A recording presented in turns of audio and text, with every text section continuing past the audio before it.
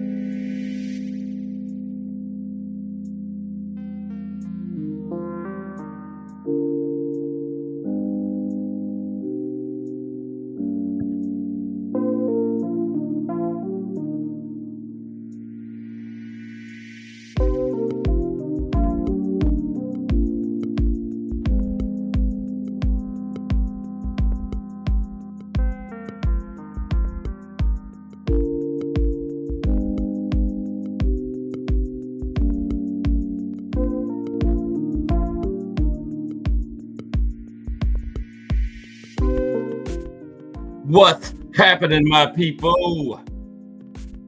It's Cat Sports again, back for another afternoon with the family. Now, as usual, before I get started, let me give a shout out to the JBT community.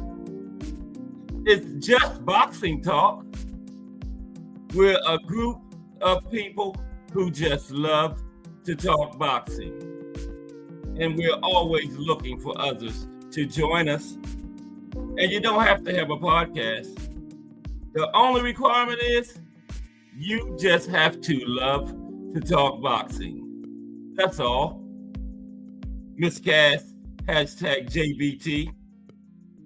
Crush the legend, hashtag TWT. Great show as usual this morning, Crush. I was in warrior mood, but I'm listening, always listening.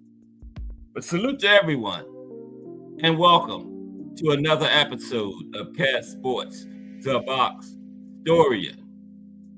Today, the life and career of Big George Foreman.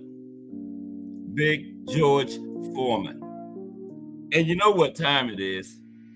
If it's Monday through Friday, 2 p.m., it's The Box Story, bringing you all that boxing history.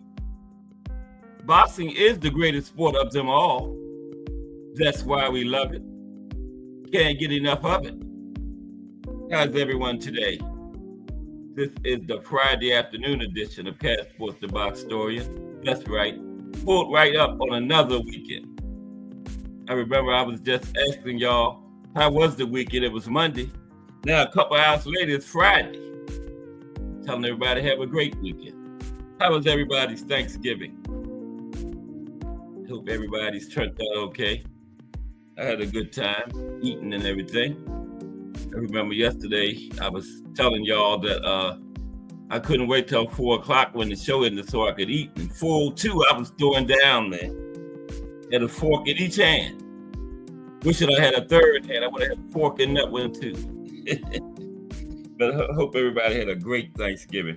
We're going to be talking about Big George Foreman today. And we're going to touch on the card. We got the big one this weekend is Sonny Edwards and Goliath Yafai, or Yafai Goliath, something like that. I believe it's Goliath Yafai. But yeah, him and Sonny going at it over there in Birmingham, England this weekend. We're going to talk about that right quick. And while we're waiting on 2:30, we might get some of our highlights of boxing history in again. We're going to be doing it every day while we're waiting for 2:30. Get a little brief highlights of boxing history over the years. I got a bunch of them, so that's going to keep us busy for a while between 2 and 2:30. But yeah, Crush, I saw you this morning throwing down in there. You was getting on to people too, man. Wow. Crush always getting on them, but he be spitting facts. You know, you can get on them as long as you telling the facts, and Crush be telling it like it T.I. is, man. Enjoyed that thoroughly. I was in warrior mode. But yeah, that's the TWT JBT operation in the morning there, so fire yourself. See, a couple people then came over there too. I've been telling them to get over there and check that out in the morning. The coffee and donuts at 6 a.m. every morning. Yep. But yeah, Big George Foreman today, man. And yeah, in the 70s, that's the era I came into boxing. So yeah, I could probably do the Big George Foreman show just by memory, because a lot of these fights I'm going to talk about, I've seen them. I mean, I wasn't there, but I see them on TV. Wide World of Sports. You know, a lot of y'all don't know too much about the Wide World of Sports. You know, that was usually showed the fights maybe like a week later after they happened. The big fights, man, you know? Yeah, and used to check that out. Howard Cosell, Frank Gifford and them guys, yeah. And yeah, I saw a whole bunch of fights on. They don't have nothing like the Wide World of Sports nowadays. ESPN, The Zone, Showtime, they can't touch the Wide World of Sports. Don't even come close. Not even in the neighborhood of the Wide World of Sports. The thrill of victory and the agony of defeat. Yep.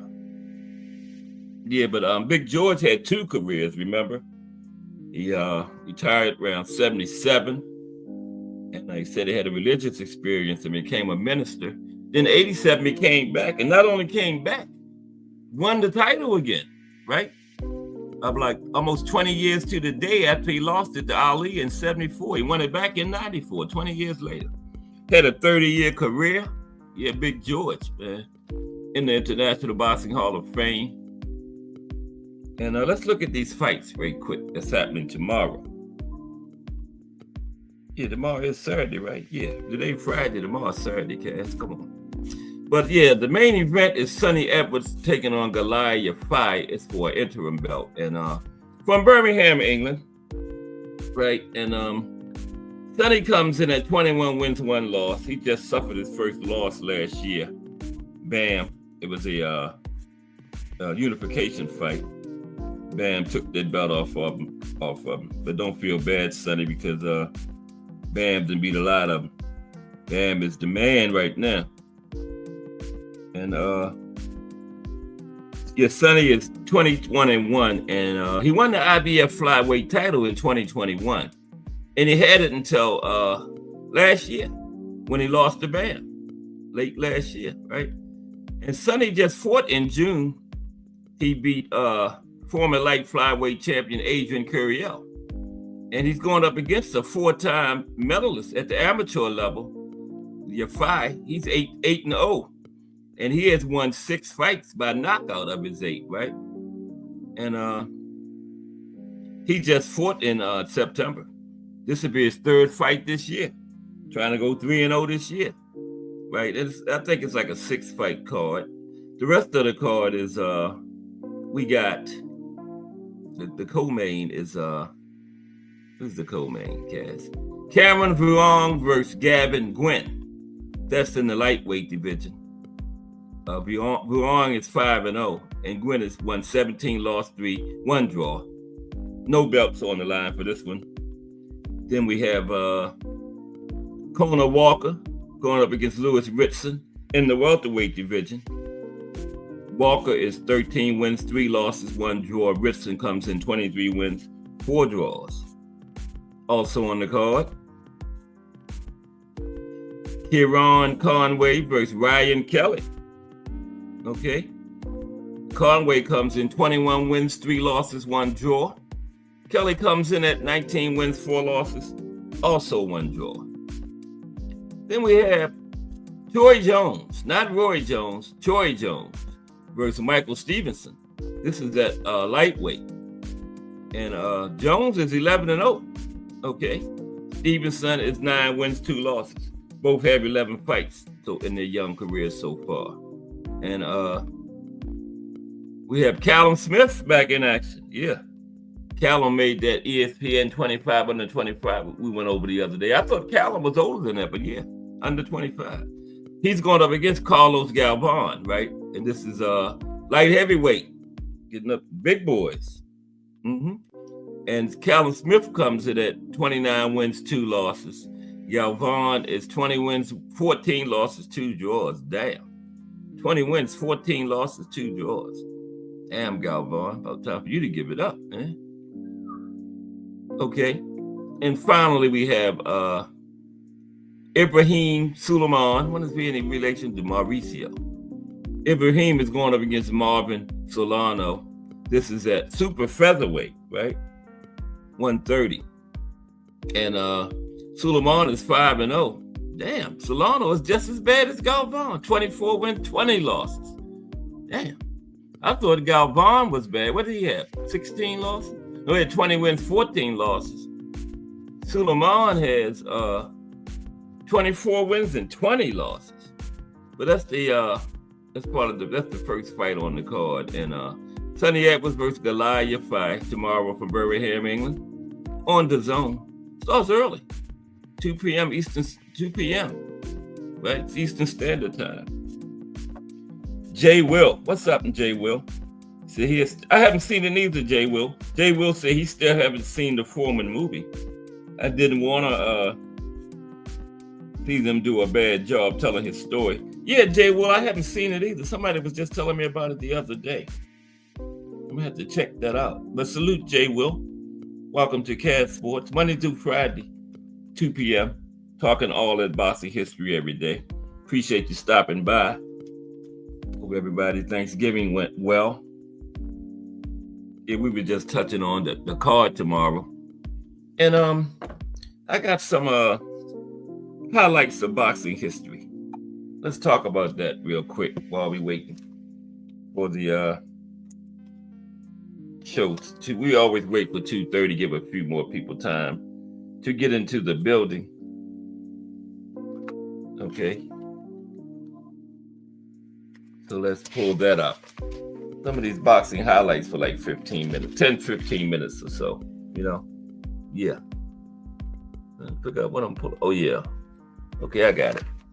Let's do that while we wait. Pretty interesting. We're going to start out where we left off yesterday. I got a bunch, just little brief highlights.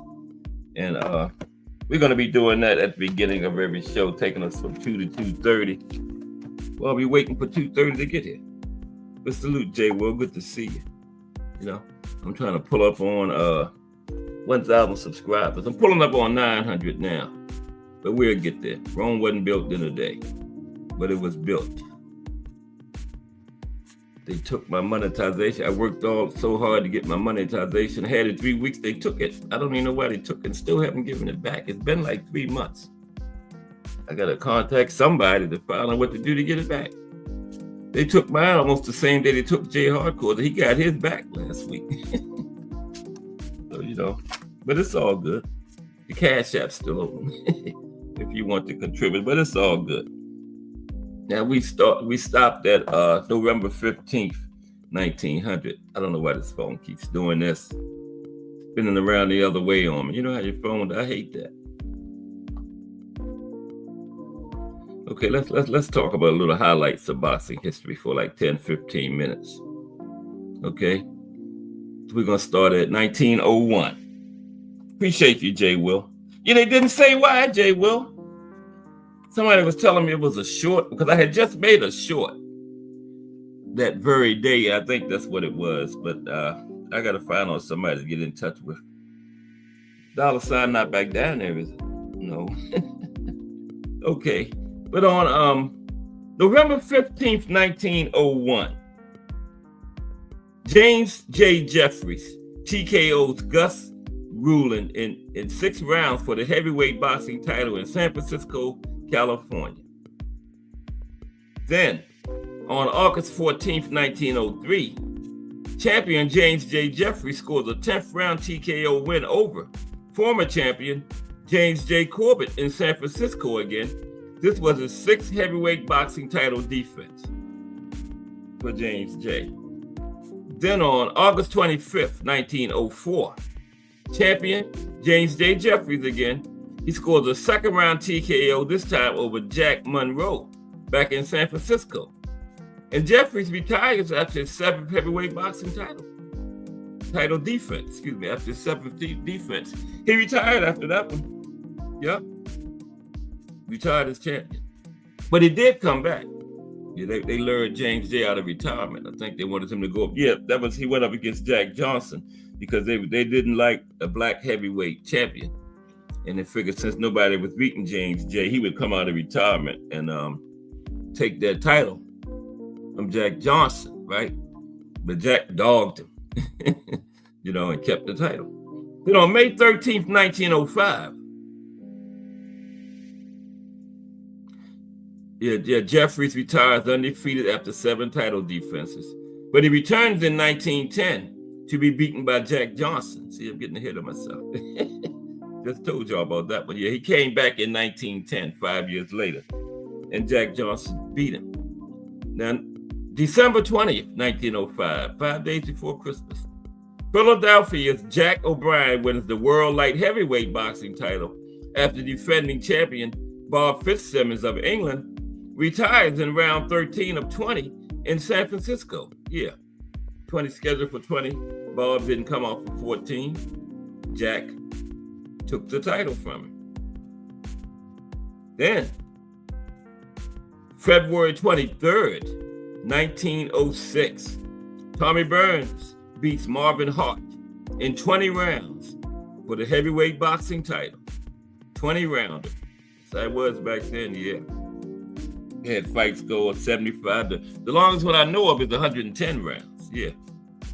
Now, October 2nd, 1906, Canadian World Heavyweight Boxing Champion Tommy Burns KO's American challenger Fireman Jim Flynn in 15 rounds to retain his title in Los Angeles, California. Yeah, we're gonna get started on Big George at 2:30, about 10 minutes. November 28th, 1906, Canadian Tommy Burns retains his heavyweight title after being pushed to a 20-round draw by Philadelphia Jack O'Brien in Los Angeles, California. Had a draw this time, so the title didn't change hands. Yeah, Philadelphia Jack O'Brien couldn't get it off of him. New Year's Day, January 1st, 1907, Joe Gans lands a devastating right to the head of Canadian challenger Kid Herman to retain his world lightweight boxing title with an 8th round knockout in Tonopah, Nevada. And Joe Gans was the first Black American boxing champion. Now, the first Black boxing champion was George Dixon, but he was Canadian. He was the first Black athlete to win a championship in any sport. That was like 1890 something. But Joe Gans was the first Black American boxing champion. On May 8th, 1907, Canadian Tommy Burns again retains his world heavyweight boxing title after beating Philadelphia Jack Bryan again on points, 20 rounds again in Los Angeles. Yep. Then on July 4th, 1907, Independence Day, Tommy Burns again This time he knocks out Bill Squires of Australia in round 1 in Colma, California. And that was Tommy Burns' 6th consecutive title defense. Yep. December 2nd, 1907. Tommy Burns retains his title, knocks out Englishman Gunnar Moore in the 10th round at the National Sporting Club in London, England. Tommy went out of the country that time, same result. Retained this title. That's like about his 8th straight title defense. February 10th, 1908. Tommy Burns knocks out Englishman Jack Palmer in round 4 in London. Yeah, that was his 8th one there, 8th consecutive title defense. March 17th, 1908. Tommy Burns knocks out Irish challenger Jim Roach in 128 of the first round at the Theatre Royal in Dublin, Ireland. That was the quickest world heavyweight boxing title fight to that date. Now, of course, in the 80s, Mike Tyson stopped Marvis Frazier in 30 seconds. But 128 of round 1 was the quickest back then. Yeah, I'm getting tired of Tommy Burns. On April 18th, 1908, Tommy Burns knocked out Dewey Smith of England in the 5th round in Paris, France, to retain his world heavyweight boxing title. Then on June 13th, 1908, Tommy Burns knocks out Bill Squires again in Australia in the 8th round. We're going to find somebody else because I'm tired of Tommy. Tommy Burns is stopping everybody. Okay. June 30th, 1909, Jack Johnson fights Tony Ross to a no decision in 6 rounds at Duquesne Gardens in Pittsburgh, Pennsylvania, to retain his heavyweight boxing title. Jack Johnson.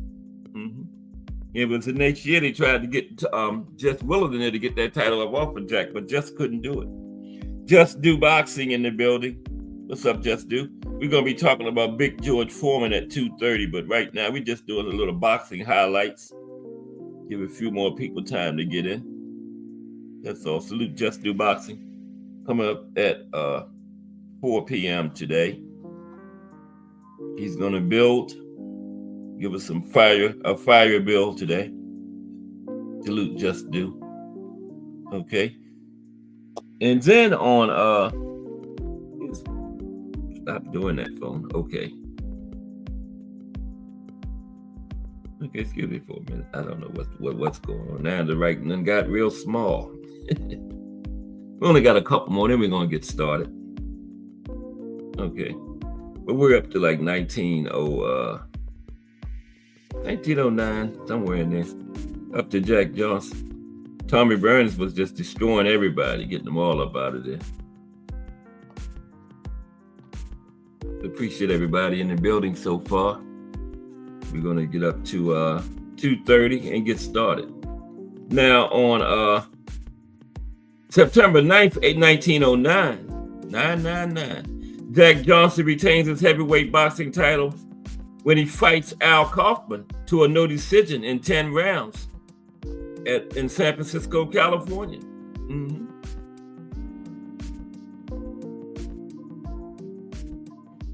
Couple more.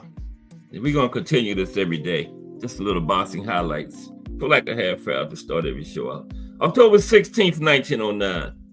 In his 4th title defense, Jack Johnson knocks out Stanley Ketchel in the 12th round at Mission St. Arena in Colma, California, to retain the heavyweight title.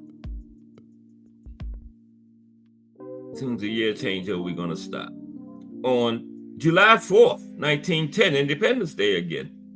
Fight of the century. Jack Johnson beats James J. Jeffries by TKO in 15 rounds in Reno, Nevada to retain his world heavyweight boxing title. That's the one I was talking about.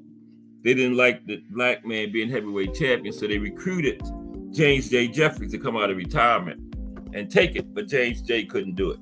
We're going to stop right there and start back up Monday with some boxing highlights. Let me write down where we're at. The next one would be February 13th, 2012. The year changed over. Okay. It's a little interesting highlights of boxing history. Okay. And don't forget, we got JBT has another raffle. It's called the 50-50 or the half and half. And what it is whatever money the JBT takes in, the winner gets half. Okay? Right now it's at $205. $5 will get you one chance. So right now, $5 will get you 205 with the 152.50. Yeah. $5 will get you $152.50 right now.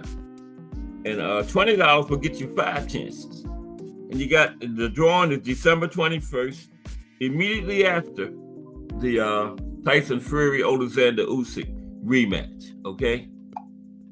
So get your ticket. You still got roughly a month. Right now, $5 will get you $152.50 because the pot stands at $205 right now, and the winner gets half. So $5 will turn into $152.50, and it will be much more than that by December 21st. Because I've noticed in our previous raffles that the closer you get, that's when the more people start participating. So, but $205 already. Okay. Man, I wish I could go somewhere and spend $5 and get $152.50 back. That's a big turnover, ain't it? A large turnover. So yeah, but the 50-50 JBT raffle. Okay, we're gonna get started with today's show now. The life and career of Big George Foreman, man of 2 careers, right? And it was so weird. We're gonna talk about this more during the show, though. But you know, those that saw both George Foremans like I did, man, it was like a completely different person. You know, the first George Foreman was aloof and mean, you know, scowl on his face all the time, a terrible interview. The press just hated him, man, because, you know, he would give like one-word answers to their questions. And then when he came back in 87, he was a completely different person, cheerful, smiling all the time, playing, joking with everybody. And, you know, people that saw the first George Foreman was like, is this the same guy, just another boxer just got the same name? Because it was like an entirely different person. Yeah, we're going to talk about it when we get started. I got to fix this, man, because I can't have this thing switching up on me sideways like that. I think I done hit something. Let me take care of that right now. Yeah, I done hit the reverse thing. There we go. It's fixed. My big finger's always hitting something. Now we're ready. Big G. You haven't seen the movie. Jay Will was telling me he didn't see it. I haven't seen the Big George Foreman movie yet either. Somebody asked me about that earlier in the week, and you know, no, I have not seen it, but I got to see it. Came out last year, right? I think. Yeah.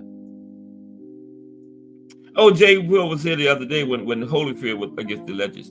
Yeah, we do that every Monday, Jay Will. We take a fighter called Fantasy Matchups Monday, and he go up against 15 or 20 fighters from different eras. But this Monday is going to be a little different. We're going to take 15 fighters that's actively fighting now against 15 former fighters and match them up. 15 fighters from today against 15 different fighters from different eras. Yeah. Like, let me give you some samples of it. Like, for example, we got, let me see. I think I got the 15 already done. We're going to have, real quick, then we're going to get started. For example, Monday, we're going to have Salvador Sanchez versus Naoya Inoue, Ernie Shavers versus Deontay Wilder, Michael Spinks versus Dimitri Bivol, Thomas the Hitman Hearns versus Triple G, Oscar De La Hoya versus Ryan Garcia, Manny Pacquiao versus Vasyl Lomachenko, Gervonta Davis versus Floyd Mayweather Jr., Muhammad Ali versus Tyson Fury, George Foreman versus Alexander Usyk, Ernie Shavers versus Deontay Wilder, Rocky Marciano versus Artur Beterbiev, and a couple more. So that's happening Monday. Don't miss that. That's going to be good. I'll be working on that this weekend. Yeah. Going to be good. Going to try to find a female fight to slide in there. It's hard I was going to do that with the females, but it's hard to match them up. The information is not as readily available as the men, because like when I'm doing the fantasy matchups, I'll try to find a fighter similar to somebody that a former fighter they matched up with. But for the females, man, it's just hard, man. Like pulling your own teeth out. Ken Saw Love 1 in the building. Mike Mazik in the building. What's up, Mike? Mike Mazik missed his first show yesterday. This is my 297th show. So Mike Mazik is now 296 and 1. And Mike, you know, you got to go 296 more shows before you miss another one. Salute, Mike. How was your Thanksgiving, bro? Hope everything went well for you and the fam. Good to see you back in here.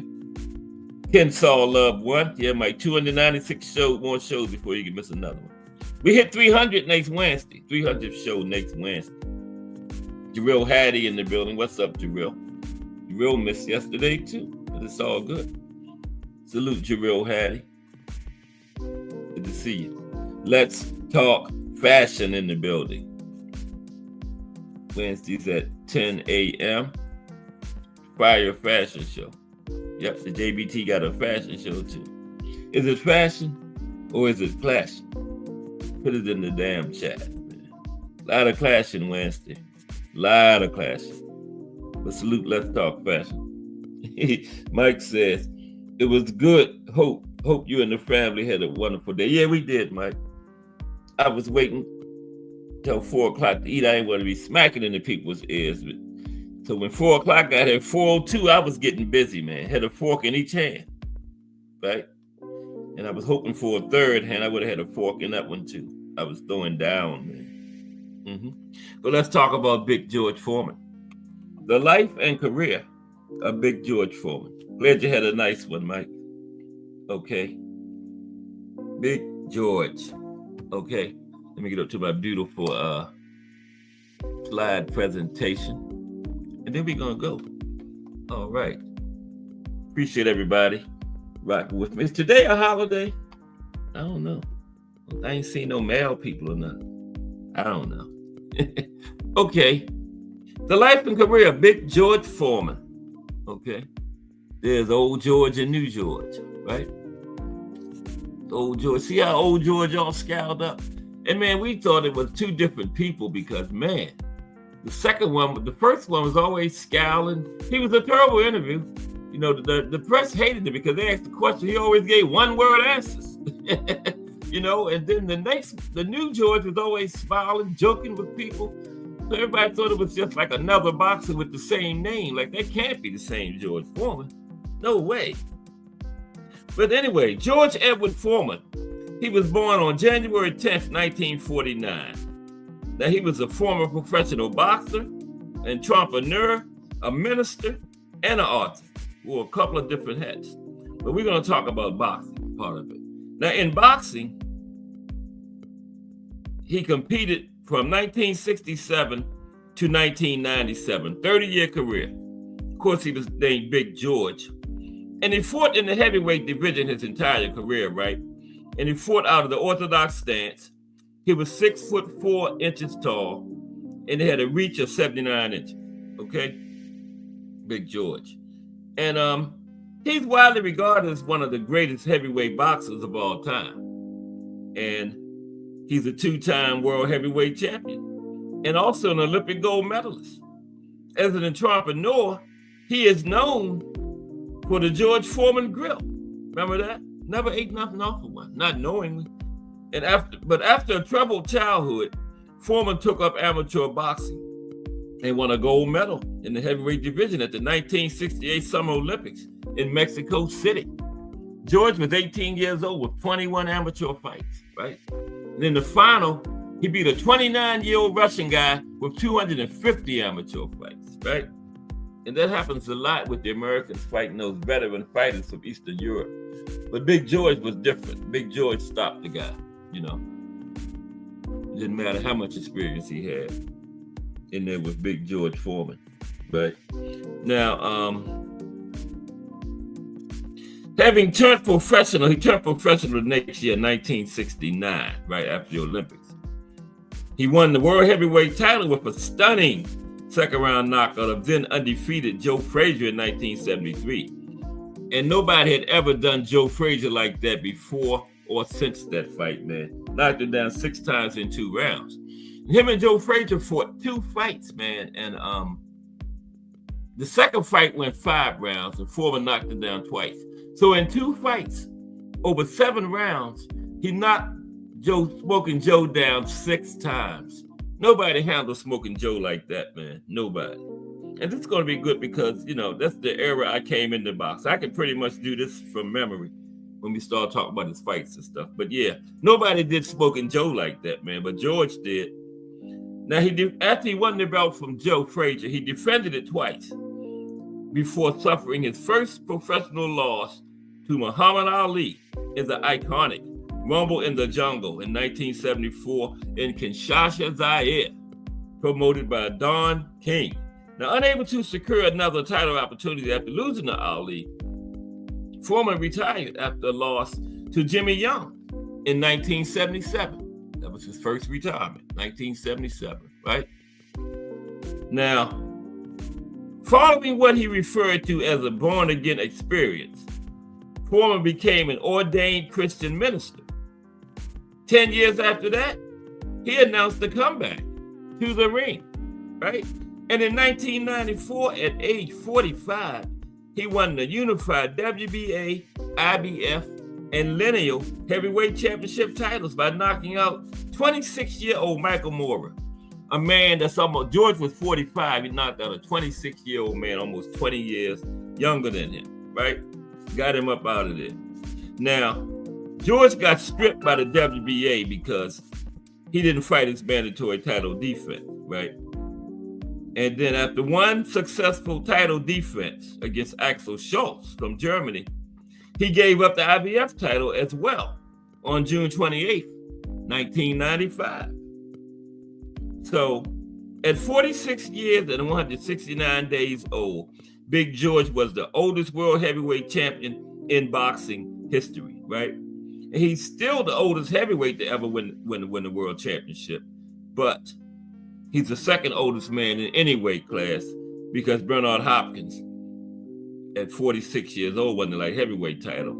And B-Hop broke his record twice, of course. He broke it at 48 and then 49. 49 is the official record for oldest man in boxing to win a title. But George is still a heavyweight at 45. And he held it till he was 46, okay? He won it at 45, and he's the oldest to hold it at 46. Now, George retired in 1997 officially, finally, for good, at the age of 48. And his final record was 76 wins, 5 losses, 68 knockouts. Career knockout rate of 89.4%. And guess what? George Foreman, his entire first career, he never went under 90% on his knockout rate, right? Never went under 90 until his second career. And then still ended up 89.4, almost 90% through 76 fights, man. No. 76 and 5. 81 fights, through 81 fights, 89.4% knockout rate. And freaking incredible, man. Big George Foreman. Now, he was inducted into the World Boxing Hall of Fame and the International Boxing Hall of Fame, right? And the International Boxing Research Organization rates Foreman as the 8th greatest heavyweight of all time, okay? And in 2002, he was named one of the 25 greatest fighters of the past 80 years. And the Ring Magazine also ranked Big George as the 9th greatest puncher of all time. Wow. They got 8 punches in front of Big George. I got to find out who those 8 are. They ranked him number 9 as far as punches of all time. Ooh, them got to be some heavy hitters. I know one of them got to be Ernest Shavers, maybe Deontay Wilder, but Big George number 9. Now, Big George was the ringside analyst for HBO Boxing for 12 years, up to 2004. He left HBO in 2004. Now, outside of boxing, he is a successful entrepreneur and known for his promotion of the George Foreman Grill, which has sold more than 100 million units worldwide. And in 1999, he sold the commercial rights to the grill for $138 million. Let's talk about Big George's early life, okay? Talk about his early life. Okay, there he is. That's Joe Frazier there. You know, nobody did Joe Frazier like Big George did him. I told him through 2 fights that went only 7 rounds, he stopped Joe twice, knocked him down 6 times in 7 rounds of 2 fights. Let's look at Big George's early life, okay? Now, he was born in Marshall, Texas, and he grew up in the 5th Ward community of Houston, Texas, with 6 siblings. Now, although he was raised by J.D. Foreman, whom his mother had married when George was a small child, his biological father was named Leroy Moorhead. And by his own admission in his autobiography, Big George was a troubled youth, right? He dropped out of school at the age of 15. And he spent time as a mugger, right? Spent time as a mugger after he dropped out of school.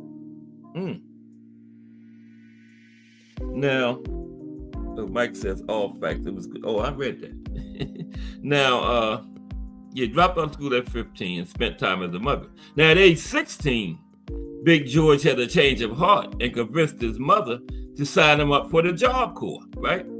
After seeing an ad for the Job Corps on TV. Now, as part of the Job Corps, Foreman earned his GED and trained to become a carpenter, right? And a bricklayer, carpenter and bricklayer in the Job Corps. That was his job fields that he trained in. Now, after moving to Pleasanton, California, with the help of his supervisor, he began to train.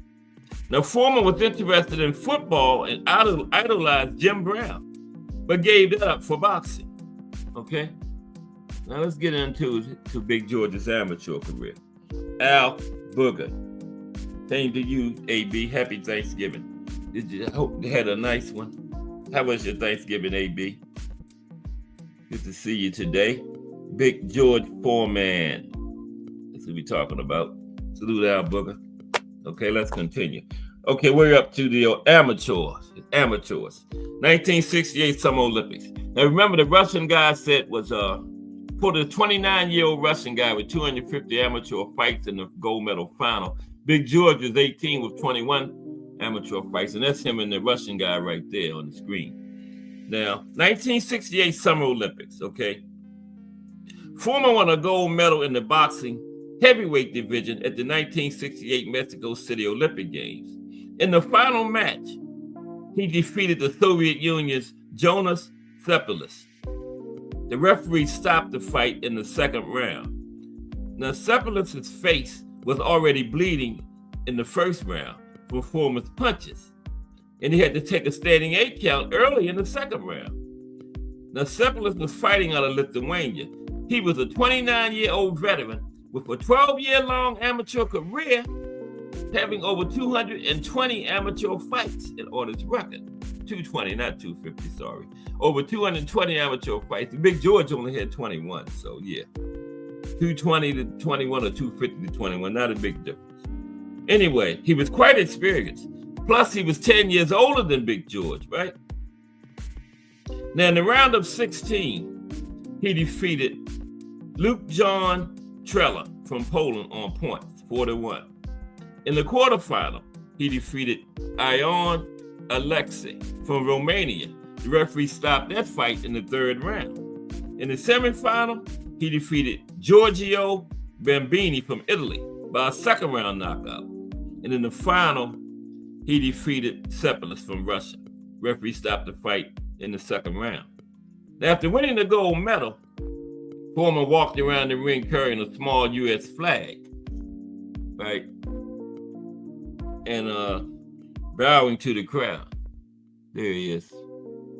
Oh, I hit the USA is behind my name. Yeah, there he is, carrying a small U.S. flag. Now, Foreman maintained that earning the Olympic gold medal was the achievement he was most proud of in his boxing career, more so than either of his world titles. You know, he was a 2-time world heavyweight champion, but he said the gold medal was the biggest highlight of his career, right? Let's look at some highlights of his amateur career. Okay, then we're going to get into his professional. But some highlights of his amateur career, okay? For Big George. Okay, he won his first amateur fight on January 26, 1967. by a first-round knockout in the Parks Diamond Belt tournament. Okay, they won the San Francisco Examiners Golden Gloves tournament in the junior division in February 1967. Also in February 1967, he knocked out Thomas Cook to win the Las Vegas Golden Gloves in the senior division. In February 1968, he knocked out L.C. Brown to win the San Francisco Examiners senior title in San Francisco. A couple more. In March 1968, he won the National Boxing Championships heavyweight title in Toledo, Ohio, versus Henry Crump of Philadelphia, Pennsylvania in the final. And he sparred 5 rounds on 2 different occasions in July 1968 with former world heavyweight champion Sonny Liston. Liston sparred in 22-ounce custom-made Everlast gloves. And Foreman later recalled that Liston was, no doubt, the scariest human being I've ever met in the ring. And he said Sonny Liston was the only man to make me back up consistently. Right? Ollie was the only man to put him on his butt. But yeah, Liston was the only man to make Big George back up consistently. Okay? And on September 21st, 1968, he won his second decision over Otis Evans to make the U.S. boxing team for the Mexico City Olympic Games. And Foreman had a 16-4 amateur boxing record going into the Olympics.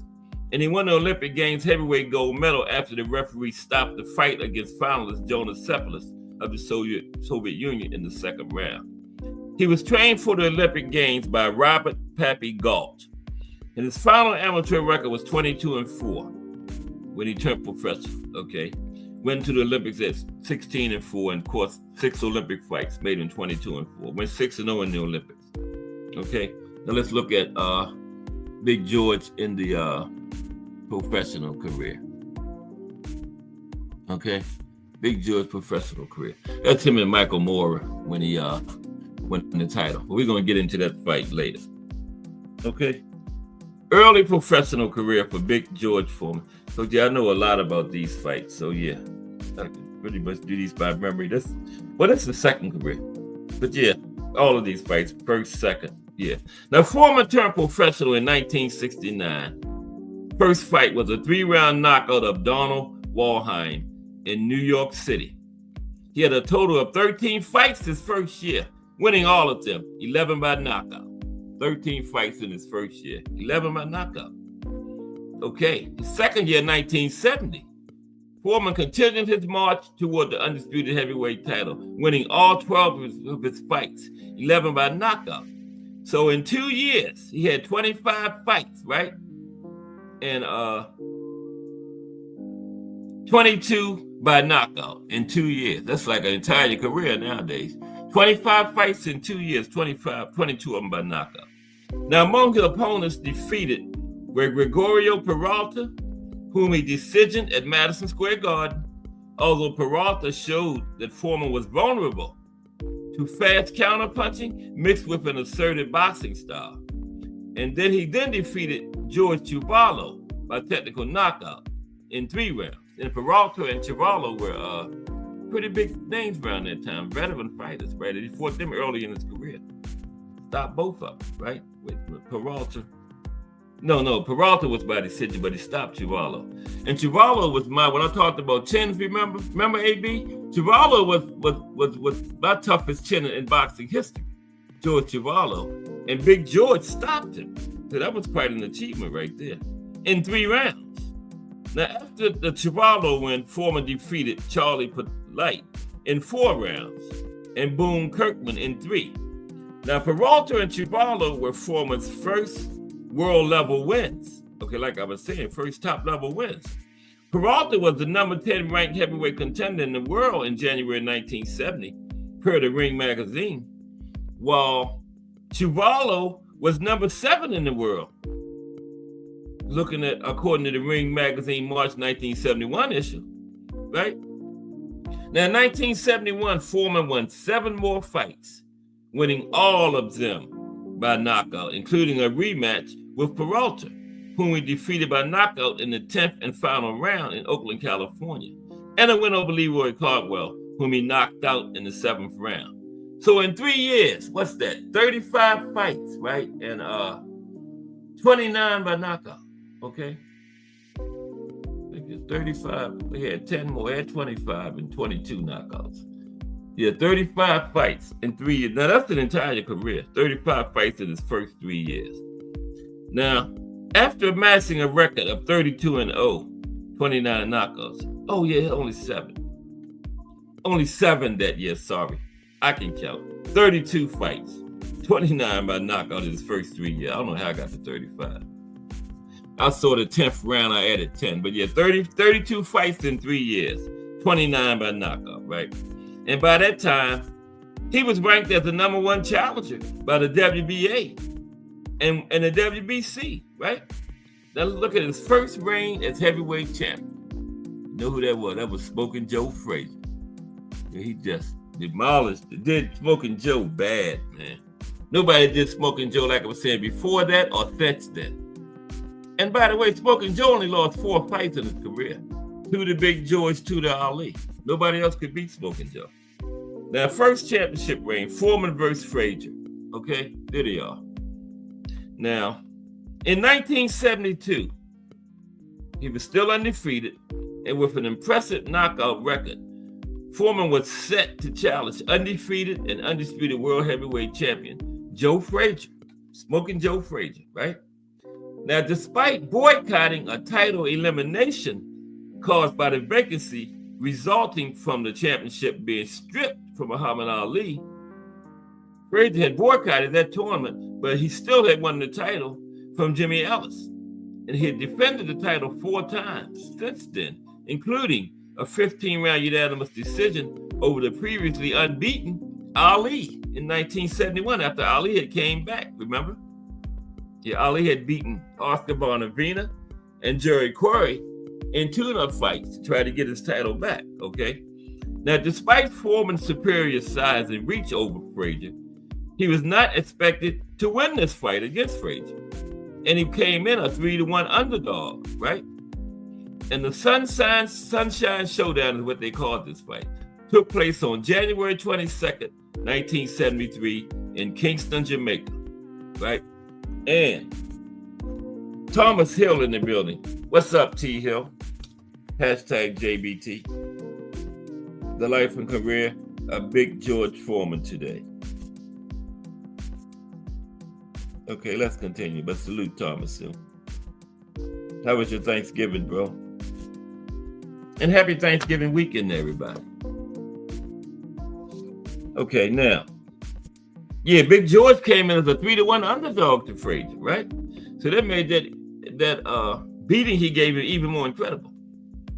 Smoking Joe was expected to win in Kingston, Jamaica, right? January 22nd, 1973, sorry. Not 43, 73. Neither one of them was even born in 43. Okay. Now, Foreman dominated the fight, right? And he won the championship by TKO. In ABC's rebroadcast, Kava Cosell made the memorable call, down goes Frazier, down goes Frazier, down goes Frazier. And before the fight, Frazier came in at 29 over 25 knockouts, and Foreman was 37 over 34 knockouts. Both had pretty good knockout rates coming in, right? And although Frazier had fought like 5 more years, had started 5 more years before Foreman had 8 more fights than Frazier at that point, right? Now, because Foreman was busy. Remember, 32 fights in his first 3 years. Now, Frazier was knocked down 6 times by Foreman in 2 rounds, right? And the 3 knockdown rule was not in effect for this fight, right? Now, after the second knockdown, Frazier's balance and mobility were impaired to the extent that he was unable to evade Foreman's combinations. Now, Frazier managed to get to his feet after all 6 knockdowns, but referee, the legendary Arthur Mercante, eventually called it into the one-sided fight. Yeah, Frazier was, it was no sense in keeping on going. Frazier was going to get hurt bad. So yeah, Arthur Mercante did the right thing. He stopped it in the second round after the 6th knockdown. Excuse me. Now, Frazier did get up after every knockdown, like I said, but Arthur Mercante was like, come on, man. All they're going to do is knock you down again, Frazier. I'm stopping this thing, man. And Frazier didn't act too mad when he stopped it. He didn't complain. So the next fight of note was against Jose Roman. I wonder if any relation to Danny. You know, Danny fights now. I guess Danny Roman's still fighting. Well, there he go. Big George and Danny Roman. Now, Foreman was sometimes characterized by the media as an aloof. That's what I was talking about. Now listen to this. Foreman was sometimes characterized by the media as an aloof and antisocial champion. They said he sneered and was rarely available for the press. And when he was, he only gave one-word answers. Yes or no. That's what I was saying, that when he came back, you know, everybody that saw both of them was like, that ain't George Foreman. That's just somebody else with the same name. That ain't the George Foreman. It couldn't have been the same man, but it was. Now, Foreman later said he was emulating former world champion and occasional sparring partner, Sonny Liston.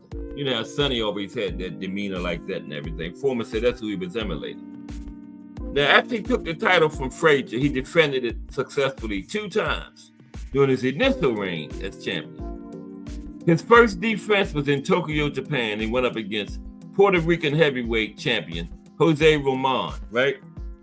And Roman was not regarded as a top contender, but had managed to beat a few decent fighters, such as European Boxing Union champion from Spain, Jose Manuel Lertan.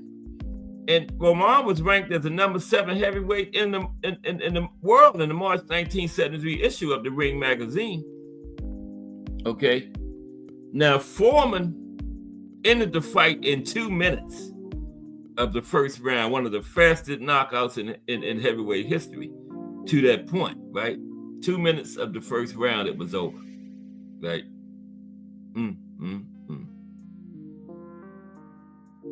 Next fight of note was Ken Norton. There they go. Big George and Kenny Norton. Now, let's see what's going on in the chat. Not too much. Okay. T Hill says like, comment, subscribe. Yeah. Appreciate you, T Hill. Okay. Yeah, Ken Norton was his next big fight. He had other fights in between, but Ken Norton was the next big one of note, right?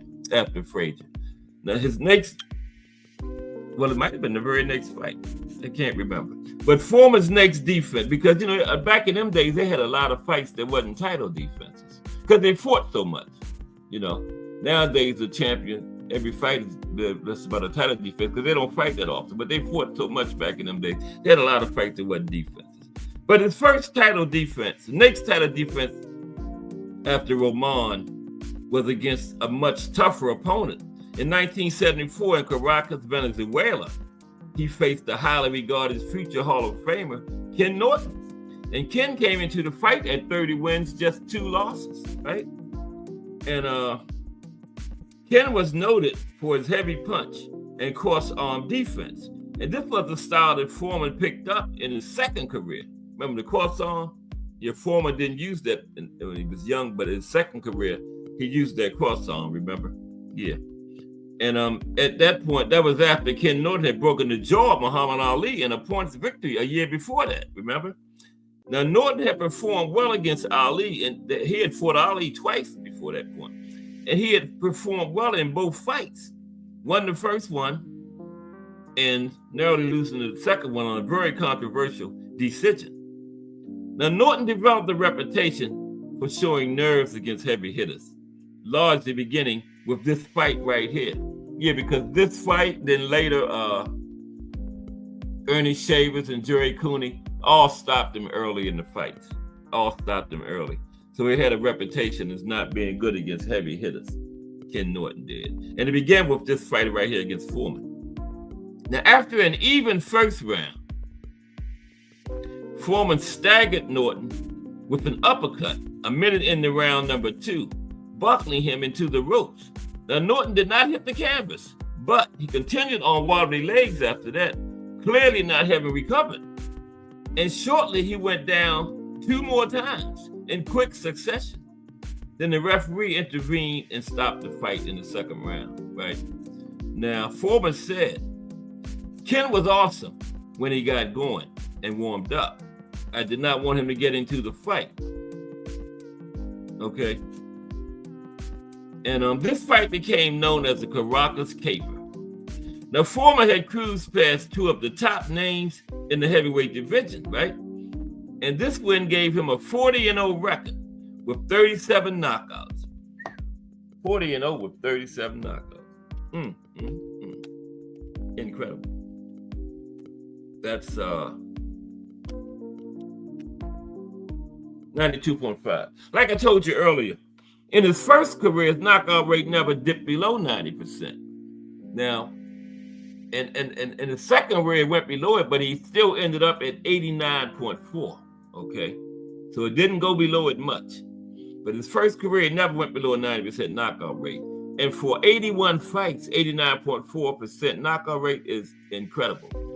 Just incredible. Okay, now, Foreman versus Ali. Okay. Next fight up note. George Foreman versus Muhammad Ali. There they are. Okay, let's talk about that one. Now, Foreman's next title defense on October 30th, 1974 in Kinshasa, Zaire, against Muhammad Ali was historic, right? The fight, promoted as the Rumble in the Jungle, exceeded even its wildest expectations. Now, during training there in mid-September, Foreman suffered a cut above his eye, forcing postponement of the fight for an entire month. And after that, Ali was saying Foreman was just trying to get out of it. Ali said, I got people watching the airport, watching the bus station, watching the ships leaving, watching the train stations. He said, Foreman is not going to sneak out of here. Watch it, right? But the injury did affect his training regimen. And he could not spar in the build-up to the fight and risk the cut being reopened. So once he had that cut for the fight was postponed a month, he couldn't spar anymore before the fight. Yeah. And he did later comment that was the best thing that has happened to Ali when we were in Africa. The fact that I had to get ready for the fight without being able to box. But no, the best thing happened to Ali was you punching yourself out when he was on the ropes. That was the best thing that happened. Foreman falling for that rope-a-dope. Not him being able to spar. He fell for the rope-a-dope. Okay. Now, Ali used this time, the extra time before the fight, to tour Zaire, and he dared himself to the public while taunting Foreman at every opportunity.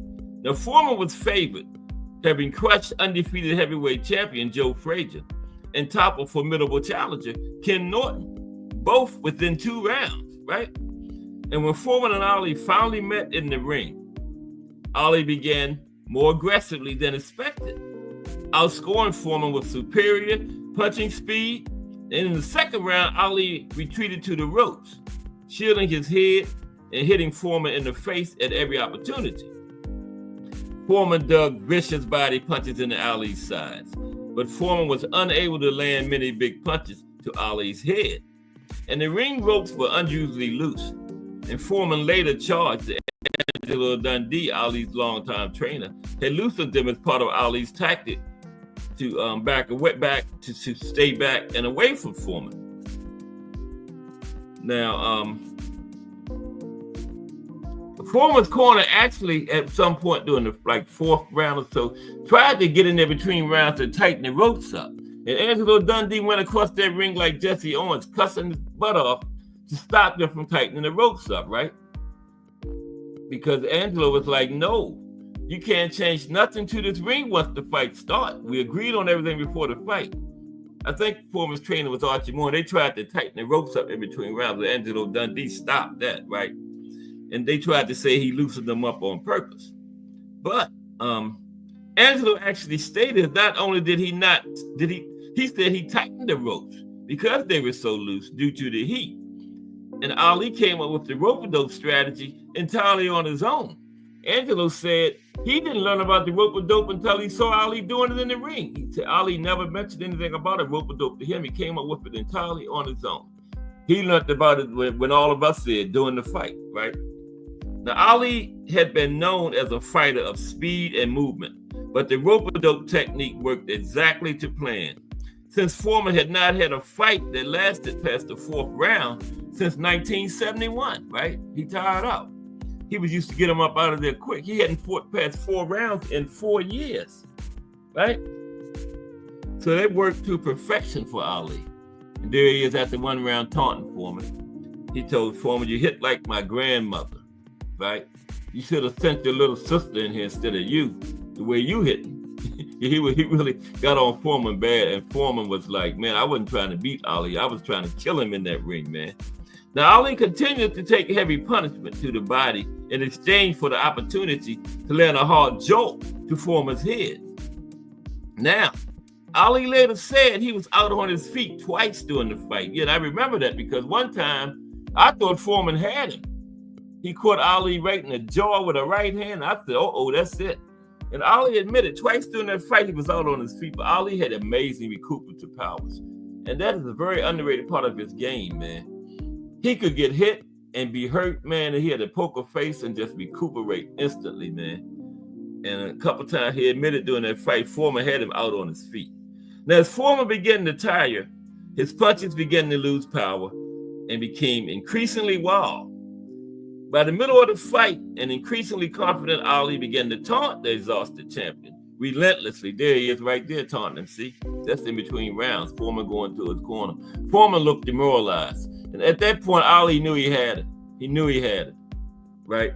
Just look at the body language from the picture of the 2 fights. That's in between rounds. Now, yeah, he started taunting him ruthlessly, right? And Foreman's punches had been reduced to mere pawing by the middle of the fight and landing harmless rubber arm blows. Late in the 8th round, Ali came off the ropes with a series of successively harder and more accurate right hooks to the side and back of Foreman's head, leaving him dazed and careening backwards. After a lightning 2-punch flurry squared him up, Ali ended the fight with a combination of solid left hook and straight right flush to the jaw that sent Foreman windmilling hard to the canvas, the first time he had been down on the mat in his career. At the stoppage, now Ali led on all 3 scorecards by 68-66, 70-67, and 69-66. Close fight, only the 8th round. Foreman had 7 more rounds. 1 round win and a knockdown, he's tied, right? So very close fight. And Foreman did say that when Ali had him, he was on the way down. Ali could have hit him again, but he said Ali held back because he knew Foreman was done. Now, Foreman later reflected, "It just wasn't my night." And he also later claimed he was drugged by his trainer prior to the fight. Archie Moore was his trainer. Now, why would he drug you, George? George was just being ridiculous, looking for excuses at that point. Didn't know damn body drug him. He just got his ass beat. Okay? Come on, George. Don't be like Manny Pacquiao making excuses. Talk about my shoulder after you lose. Now, though he sought a rematch with Ali, he was unable to secure one. In some quarters, it was suggested Ali was ducking him, which he probably did because Ali knew he couldn't get in there and do that again. But Big George would have knocked him out the next time, I think. And, after that, they said Ali was taking on low-risk opponents such as Chuck Webner, Richard Dunn, John Pierre Koopman, and Alfredo Encalista. Now, you hear those names? That tell you how high level the 70s was. You calling Chuck Webner and Alfredo Evangelista low-risk opponents. They would be top 10 in today's heavyweight division. But in the 70s, they were called low level. That's how great the 70s was, man. Now, but Ali also fought formidable opponents such as Ron Lyle and accepted rematches with Joe Frazier and Ken Norton, the only 2 men to have ever beaten him up to that point. Okay? Now, after the Ali fight, Foreman took like a year off, right? Because that really hurt him. He was used to Foreman was destroying everybody before that Ali fight, man. Ken Norton in 2 rounds, Joe Frazier in 2 rounds, knocked down 6 times. Those were 2 of the biggest names in the heavyweight division at that time. So he was really demoralized after that fight, man, because he did not expect that, right? But when he came back, he had this exhibition against 5 fighters, right? So return to the ring. Foreman versus the 5. Okay? He fought 5 men in one night. Big Supreme in the building. What's up, Big Supreme? And D for the win. What's up, D for the win? Big Supreme. Appreciate you coming up, chopping it up with us on the panel yesterday, Big Supreme. And you can welcome to hit my link at any time, man, because that's what I want. The knowledgeable people to come up and share that knowledge on the panel, man. Really appreciate that, Big Supreme. And salute D for the win in the building. Yeah, Big George Foreman today. We just talked about the Ali and the rope-a-dope fight, and now we're up to when Foreman did that exhibition against 5 men in one night. Okay, let's talk about that one. Foreman versus the 5. Okay, yeah, that was crazy. Fought 5 of them in one night, man. Foreman versus the 5. Now, Foreman announced an exhibition match in 1975 billed as Foreman versus 5, where he would fight 5 contenders in one night. Now, following his first loss of his career to Muhammad Ali and a subsequent year-long hiatus, the event was meant to re-spark interest in Foreman and showcase his strength and ability to knock out opponents. Now, the first criticisms came as the opponents Foreman was fighting were revealed to be journeymen with subpar or inexperienced records. Who do you think he was going to fight? Top five contenders in one night? Come on. Now, this energy transferred over to the night of the event as Foreman was met with boos from the crowd, as well as antagonistic chants of Ali, Ali, Ali, as he made his ring walk, right? Now, while in the ring, Foreman began to verbally spar with Ali, who was commentating ringside with Howard Cosell, right? Yeah, there's the 5. Look like they're trying to get at. Look at that one over there with the man in blue, like he's trying to get at Foreman. Let's see. 1, 2, 3, 4, 5. There they are. Yeah. That guy in the blue shorts looked like he wanted to get a piece of George bad, man. But anyway, yeah, Ali was commentating, and Foreman was doing the fight. You know, verbally sparring with Ali, talking back and forth to Ali. Now, after knocking out opponents, Foreman will walk over to the corner and begin to taunt Ali, to which Ali responded by yelling advice to Foreman's opponents during the fights, right? The Foreman was met with jeers all throughout the night as the crowd grew increasingly displeased at Foreman's defeats of his first 3 opponents, all by knockout. Now, after the initial victories, Foreman, now completely enraged and exhausted, was unable to beat his last 2 opponents, who were met with cheers and applause for lasting against the former champion the entire distance, right? Now, the event was initially meant to bolster support for Foreman's comeback. So the public was now, had the opposite effect. They was now even more unsure of his abilities after this exhibition, right? And the state of affairs would last until the marvel that was Foreman's first professional comeback with Ron Lyle. Yeah, this is still doing his first career. This is his first fight after Ali, after he took that year off, other than against the 5, right? This is Foreman and Lyle. Now, they had a war, him and Lyle did. Foreman versus Lyle, okay? Yeah, this was a war. Fight of the year, round of the year. 5-round fight of the year. Similar to Hagler and Hearn's 3-rounder in the 80s, remember? Yeah, 5 rounds, fight of the year. And they had some big heavyweight fights that year. Define Arnie 1 in the building. What's up, Define Arnie 1? How are you today? Everybody have a good Thanksgiving? Yeah, Thomas Hill, that was. Anybody who haven't seen that? George Foreman, Ron Lyle, 1976. Check that one out, man. That was a war. Only 5 rounds. Salute, Define Arnie 1. Let's talk about that. Okay, now, Foreman versus Lyle. In 1976, Big George announced a professional comeback and stated his intention of securing a rematch with Ali. Now, his first opponent was to be Ron Lyle, who had been defeated by Ali in 1975 by 11th round TKO. That was very controversial because that was a 12-round fight between Lyle and Ali. And after 11 rounds, Lyle was leading on all 3 cards, and Ali pretty much needed a knockout, and he gave him a controversial TKO in the 11th round. So very controversial. Ali got a lot of gifts during his career. Yeah, I think Lyle would have probably got that decision, but they stopped it in the 11th round and gave it to Ali. Come on, man. Anyway, Lyle was the number 5 ranked heavyweight in the world at the time of that fight, right? March 1976 issue of the Ring magazine. Now, at the end of the first round, Lyle landed a hard right hand that sent Foreman staggering across the ring. In the second round, Foreman pounded Lyle against the ropes and might have scored a knockout, but the bell rang. And guess what? Foreman almost had Lyle knocked out in the second round, and the bell rang with a minute left in the round. Rang early. Saved Lyle. And by the time they continued it, Lyle had recovered. But ain't that something?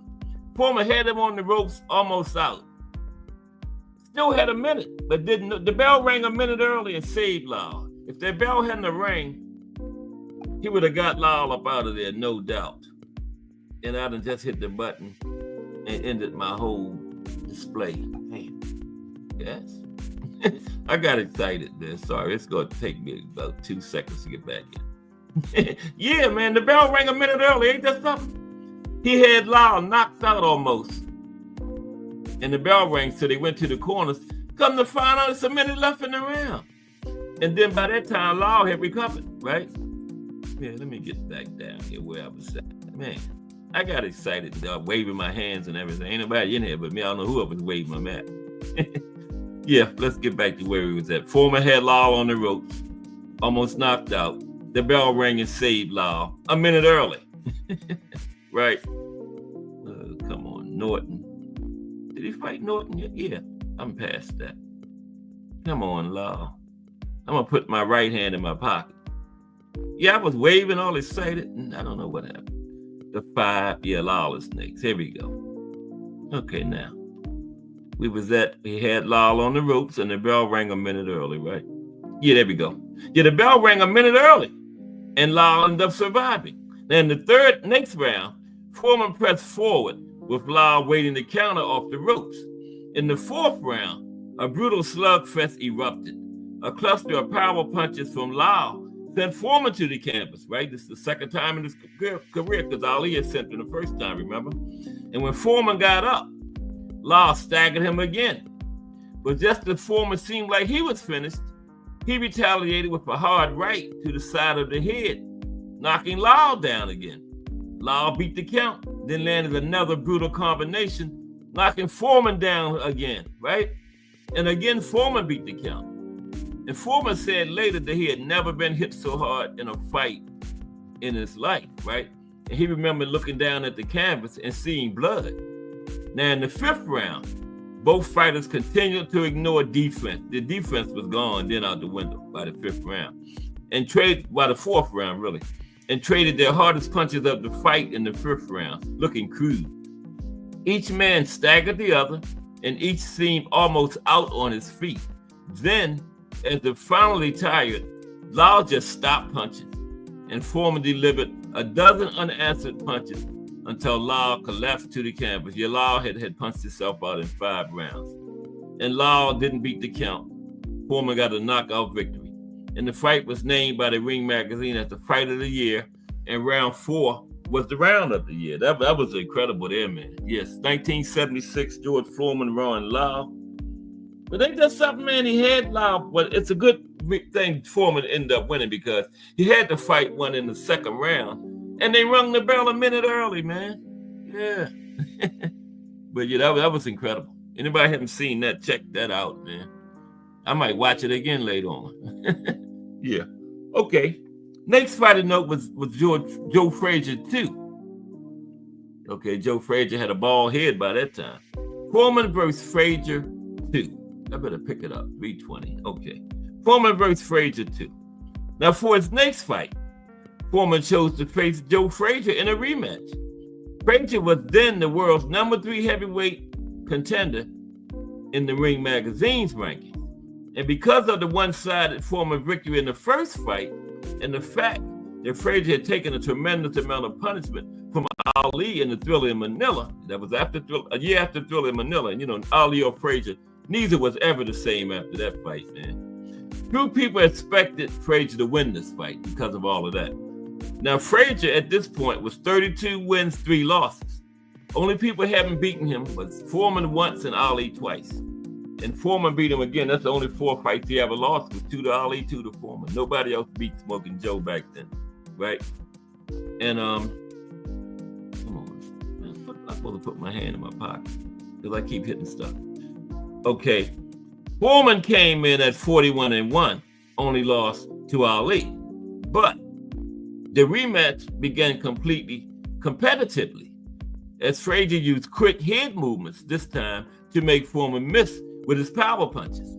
Okay, now Frazier was wearing a contact lens for his vision. Of course, it was knocked out during the fight. Who gonna wear a contact lens in a boxing match? You know that thing coming out. Now, unable to mount a significant offense, Frazier was eventually floored twice by Foreman in the 5th round, and the fight was stopped. So Frazier and Foreman fought 2 fights that lasted 7 rounds. Foreman knocked him down 6 times in 2 fights in 7 total rounds. Okay.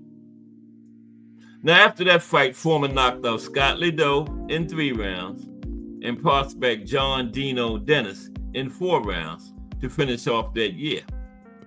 Then his next fight of note was Jimmy Young. Okay, there's him and Jimmy. Okay, Foreman in the red. Bruce Gas, Boxing, Jazz, and more in the building. What's up, Bruce Gas? Salute. Talking about Big George today, Bruce. We're up to him and Jimmy Young. We just talked about that barn burner between him and Lau. Man, I know Bruce remember that one. In 76, fight of the year. George and Ron Lau. Yeah. Me and Bruce Gas lived through this stuff. Okay, now let's continue. But salute, Bruce. Good to see you. Okay, George Foreman and Jimmy Young was his next fight of note. Okay, there they are, George and Jimmy. Okay, let's talk about that one. Now, Foreman had a life-changing year in 1977. After knocking out Pedro Augusto in 4 rounds in Pensacola, Florida, Foreman flew to Puerto Rico a day before the fight without giving himself time to acclimatize. His opponent was the skilled boxer Jimmy Young, who had beaten Ron Lau and lost a very controversial decision to Muhammad Ali the previous year. That's another gift Ali got. He got gifts against Norton. He got a gift stoppage against Lau, and he got a gift the year before Lau fought Young against Young, the year before this fight against Foreman, right? And Foreman fought cautiously early on, allowing Young to settle into the fight. Now, Young constantly complained about Foreman pushing him, for which Foreman eventually had a point deducted by the referee, although Young was never warned for his persistent holding. Now, Foreman badly hurt Young in round 7, but was unable to land a finishing blow. Foreman tired during the second half of the fight and suffered a knockdown in round 12 before losing by unanimous decision. So Young beat him, right? The referee, Waldemar Smith, had it 118-111. The referees were still judging back then. One judge, Cesar Ramos, scored it 116-112, and Judge Ismael Huiso Fernandez scored it 115-14, all for Young, right? Now, how in the hell the referee have it 118? That's like 9 rounds to 3, and one had it 115-114, right? That's like 6-5, 1 even, something like that. Now, I know the judge is going to be different, but that different? They watching the same fight using the same criteria, and one almost have it a draw and one have it wide like that, 9-3, 10-2, something like that. Okay, so now he's coming up to his first retirement. Okay, that first retirement for Big George. Foreman became ill in his dressing room after the Young fight, Jimmy Young fight. He was suffering from exhaustion and heat stroke, and stated he had a near-death experience. He spoke of being in a hellish, frightening place of nothingness and despair. And he felt that he was in the midst of death. Okay. Here, T.O. said that fight was pure carnage, poetic debauchery. Yeah, he felt that he was in the midst of death. Though he was not yet religious, he began to plead with God to help him. He explained that he sensed God asking him to change his life and ways. And when he said, "I don't care if this is death, I believe this still is a God," Now, after this experience, Foreman became a born-again Christian, dedicating his life for the next decade to God. Now, although he did not formally retire from boxing, Foreman stopped fighting and became an ordained minister, initially preaching on street corners before becoming a minister of the Church of the Lord Jesus Christ in Houston, Texas, and devoting himself to his family and his congregation. He also opened a youth center that bears his name. Now, Foreman continues to speak about his experience on Christian television broadcasts, such as the 700 Club and the Trinity Broadcasting Network. Okay, so now he makes his comeback. We are now up to 1987. He makes his comeback.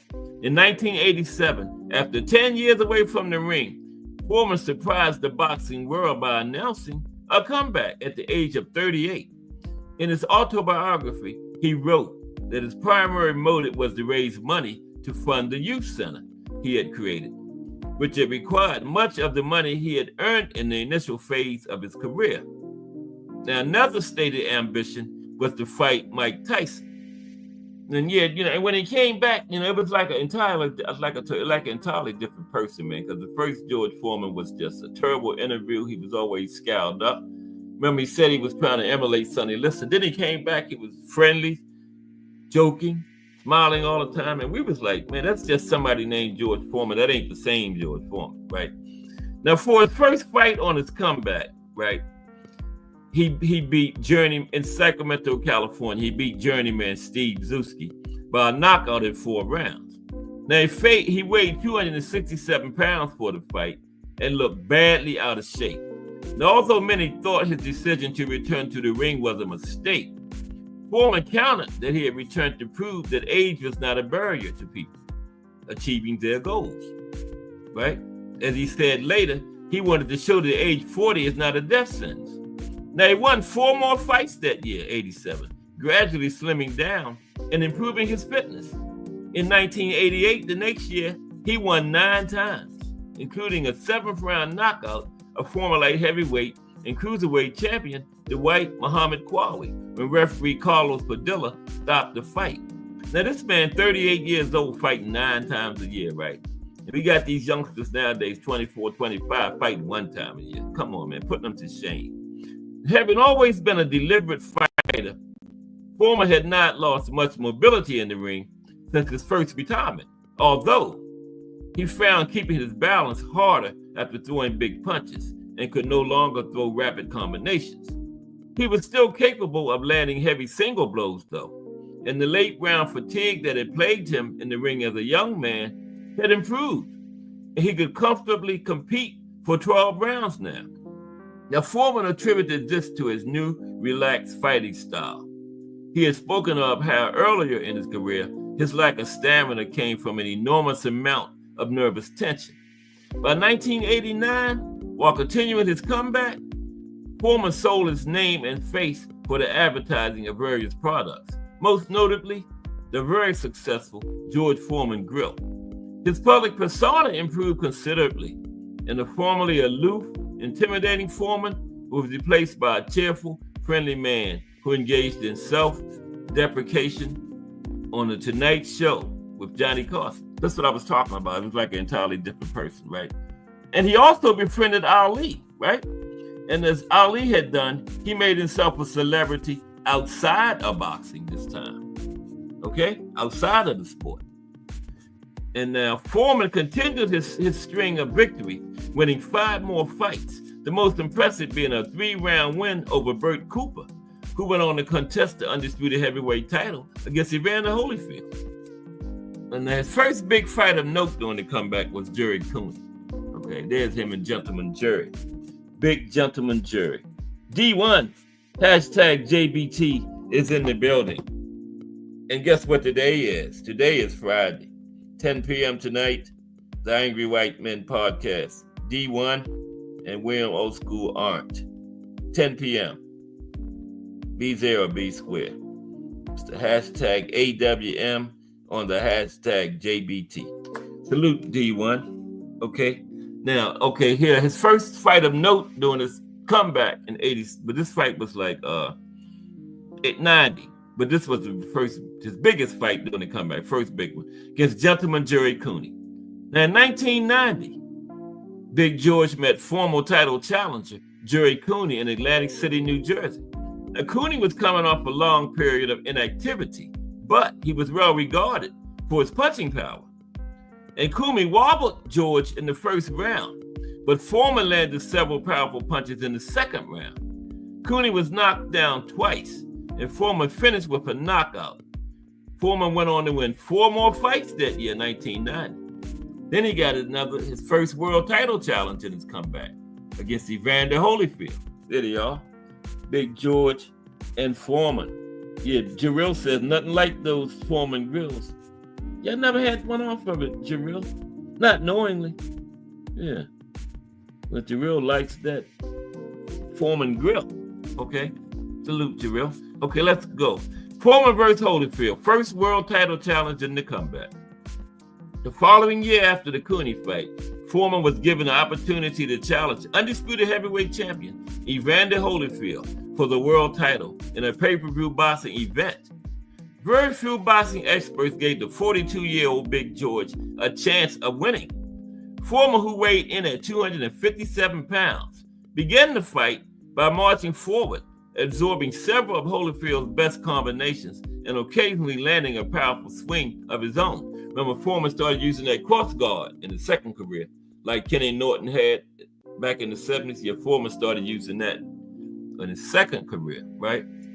Now, Holyfield proved too tough and agile to knock down and was well ahead on points throughout the fight.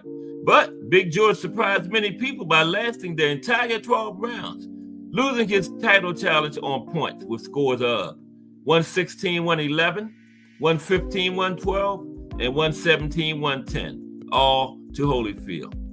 And the Ring Magazine's Round of the Year was not awarded in 1991, although the 7th round, in which Foreman knocked Holyfield off balance before being staggered by a powerful combination, has been called a historic round of boxing and a remarkable high point of the fight, round 7. Now, a year later, Foreman fought journeyman Alex Stewart, who had previously been stopped in the first round by Mike Tyson. Foreman knocked Stewart down twice in the second round, but expended a lot of energy in doing so. He was subsequently tired, and Stewart rebounded. By the end of the 10th and final round, Foreman's face was bloody and swollen, but the judges awarded Foreman a majority decision with scores of. One judge had it 94-94, and the other two had it 94-93. Now we come up on his return to glory. Big George, at 45 years old, retakes the title. Oh, wait a minute. That's Tommy Moore. Oh, wait, yeah. Fought Tommy Morrison before he got the title. Foreman versus Morrison first. Didn't get the Moore yet. Foreman versus Morrison. Okay. Now, in 1993, Foreman received another title shot, although this was for the vacant WBO title. Foreman's opponent was Tommy Morrison, a young prospect known for his punching power. Now, Morrison retreated throughout the fight, refusing to trade toe-to-toe, and sometimes he turned his back on Foreman. Now, the strategy did pay off, and he outboxed Big George from long range. After 12 rounds, Morrison won a unanimous decision, with two judges had it 117-110, and one had it 118-109. I'm trying to go fast because it's 135. Okay, we're going to get it in. Now, in this period, Foreman also starred briefly in the situation comedy George on ABC. The show, which featured Foreman as a retired boxer, premiered in November 1993, and it ran for 10 episodes, and 9 of them aired. And the show was co-produced by actor and former boxer Tony Danza. Okay, now we get to his second reign as heavyweight champion. Him and Michael Moorer. There's Big George and Michael Moorer. Foreman versus Moorer. In 1994, Foreman again sought the challenge for the world championship. This is his third try at it in his comeback. Third try. Third time is the charm, right? Now, Michael Moorer had beaten Evander Holyfield and had took Holyfield's IBF and WBA titles. Having lost his last fight against Morrison, Foreman was unranked and in no position to demand another title shot. His relatively high profile, however, made a title shot against Moorer, 19 years his junior, a lucrative prospect at seemingly little risk for the champion. They thought Joe was low risk, and it would be a big money fight since it was George Foreman. His name still had that, his brand still had that earning potential. So they said, low risk for Mike. We're going to make some money off of George's name against the champion. But Foreman's title challenge against Moorer took place on November 5th in Las Vegas, Nevada, 1994, with Foreman wearing the same red trunks he had worn in his title loss to Ali 20 years earlier in 74. This time, however, Foreman was a substantial underdog. And for 9 rounds, Moorer easily outboxed Foreman, hitting and moving away while Foreman chugged forward, seemingly unable to pull the trigger on his punches. Entering the 10th round, Foreman was trailing on all scorecards, needing a knockout. 2 rounds to go, 2 judges had it 88-83. One had it 86-85. He could win on that card, but no way. He would have needed a few knockdowns. He needed a knockout, right? Moorer was a hit on all 3 cards, 2 of them by 5 points. But George launched a comeback in the 10th round and hit Moorer with a number of punches. Then a short right hand caught Moorer on the tip of his chin, gashing open his bottom lip, and he collapsed to the canvas. He lay flat on the canvas as the referee counted him out, right? In an instant, Foreman had regained the title he had lost to Muhammad Ali 2 decades before. He went back to his corner and knelt in prayer as the arena erupted. With this historic victory, Foreman broke 3 records. Number 1, he became at age 45 the oldest fighter ever to win a world championship title. Number 2, 20 years after losing his title for the first time, he broke the record for the fighter with the longest interval between his first and second world championships. And number 3, the age spread of 19 years between him and Moorer was the largest of any heavyweight boxing championship fight. 19 years, yep. So George is now champion again, 20 years after he lost it to Ali. Now, Foreman versus Schultz, right? Shortly after the 1994 Moorer fight, Foreman began talking about a potential super fight with Mike Tyson. And Tyson was the youngest heavyweight champion on record in 1995. Think of the storyline for that. The oldest ever heavyweight champion against the youngest ever. Now, Foreman stated, if Mike Tyson doesn't sign with Don King, we'll fight before the end of the year. Foreman said, I can't be bothered with Don King. Every contract with Don King has complications. But Foreman was right. Tyson signed with Don King. And by 1998, Tyson was suing Don King for $100 million, and the fight never happened. And the WBA demanded that Foreman fight their number 1 contender, who at the time was the competent but aging Tony Tucker. For reasons not clearly known, Foreman refused to fight Tucker, and the WBA stripped him, right? But he still had the IBF, okay? On April 22nd, 1995, Foreman fought mid-level underdog prospect Axel Schultz of Germany. That's them right there, him and Axel. Now, this was in defense of his IBF title. He still had that, remember? Now, Schultz jabbed strongly from long range and exhibited increasing confidence as the fight progressed.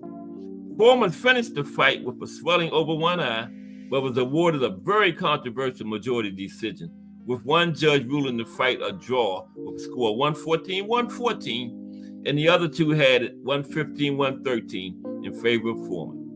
Now, the IBF ordered an immediate rematch to be held in Germany. Now, why would they do that? Foreman won. Why would they order an immediate rematch in the loser's country? That doesn't make sense to me, you know. The rematch should have been here. Foreman won the fight. He's the champion. You know, these sanctioning bodies been doing stupid shit forever, man.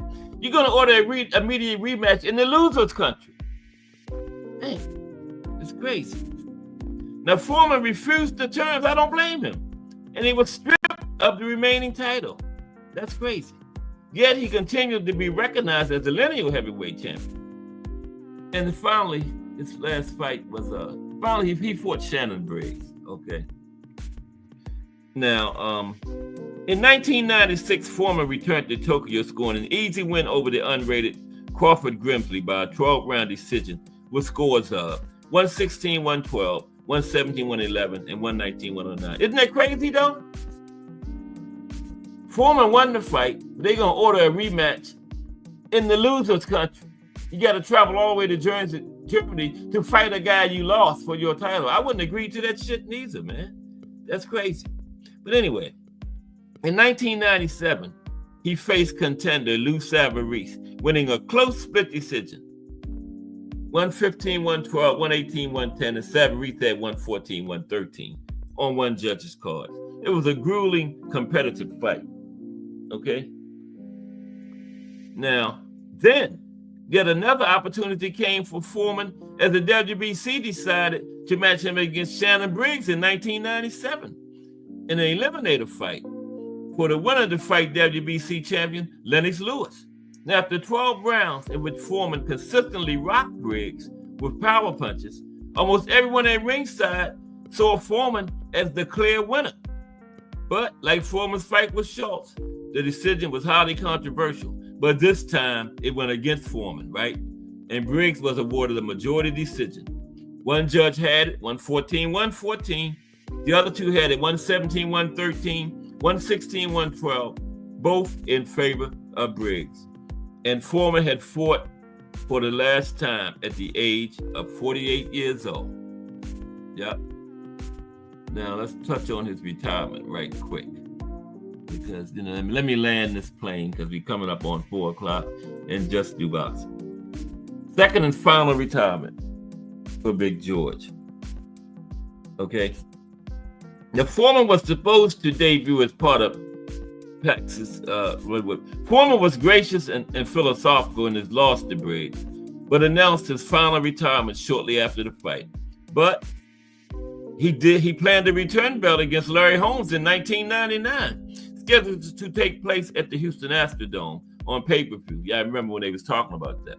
Now, the fight was to be billed as the birthday bash due to both fighters' upcoming birthdays. Foreman was set to make $10 million and Holmes was set to make $4 million. But negotiations fell through and the fight was canceled. And with a continuing affinity for the sport, Foreman became a respected boxing analyst for HBO.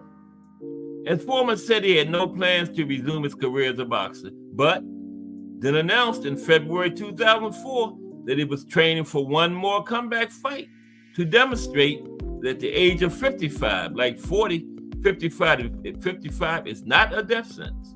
The fight against an unspecified opponent, rumored to be Trevor Berbick, never materialized.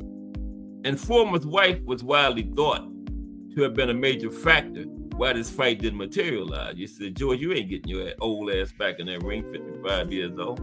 Mike Tyson's wife should have stopped him, but he made $20 million, so hey. Now, Foreman grew up largely without the presence of religion in his life. And after a boxing match with heavyweight Jimmy Young, Foreman was in the locker room and suddenly felt that he was dying. Yeah, that's when he had the religious experience, right? We'll move past that.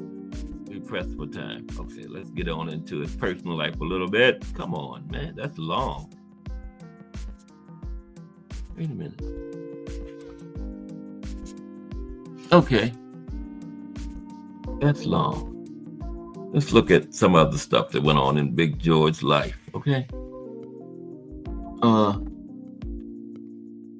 in 2022, Foreman competed in season 8 of The Masked Singer as Venus Flytrap.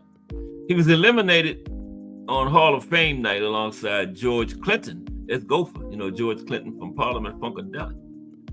Now look at George's personal life. I missed something, but that's all good. Look at his personal life.